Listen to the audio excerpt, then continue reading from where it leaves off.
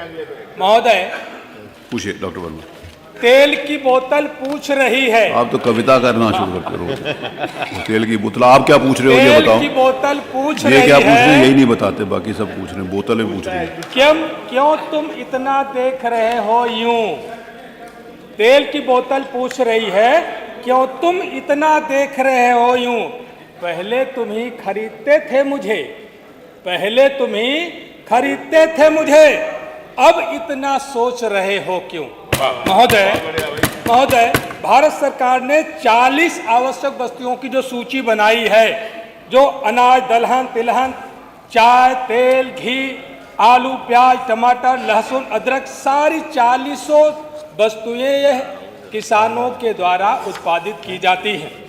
मानवर, लेकिन विडंबना यह है कि आज इन सब का उत्पादक किसान है, लेकिन किसानों को उसकी लागत नहीं मिल पा रही है और उसी वस्तु की महंगाई से जनता परेशान है और बिचौलिया मालोमाल है।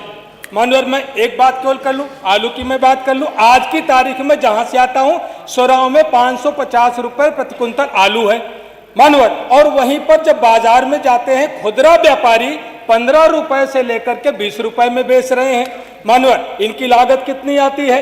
एक बीघा जो हमारे यहाँ सोराव में है, एक बीघा में 22 रुपए कुंतल की जो बीज लगाया था, 7 कुंतल बीज लगाया, लगभग 15,400 का बीज लगा।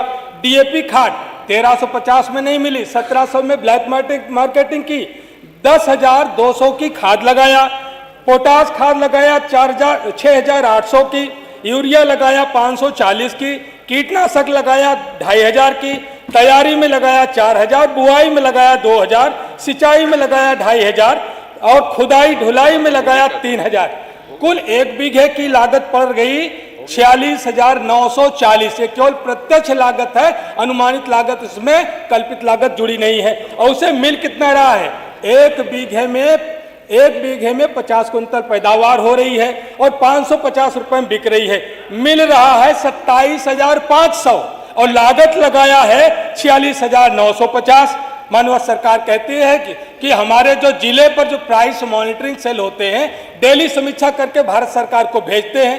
तो मानवर, मैं पूछना चाहता हूं कि बहुत ये ऐसा क्यों कि किसान वही पैदा कर रहा है, 5.5 रुपया किलो बेच रहा है और वही आम आदमी 20 रुपए किलो खरीद रहा है। ये कैसी समीक्षा है? कैसी समीक्षा भेजी जाती है? मानवर, दुनिया के बहुत सारे देशों में प्राइस जो रिटेल मार्जिन कैप एक नियम लागू है कि जो थोक भाव है और खुदरा भाव के बीच में जो अंतराल होता है, कितने % की आप बढ़ोतरी कर सकते हैं, उसका कानून है। लेकिन हमारे प्रदेश में कोई कानून नहीं। मानव, क्या इस कानून को लागू करने पर विचार करेंगे कि थोक भाव और खुदरा मूल्य में ज्यादा अंतर ना हो? और दूसरा, किसानों को डायरेक्ट मार्केटिंग से जोड़ने के लिए शहरों में जो किसान बाजार या किसान हाट लगाने पर विचार करेंगे?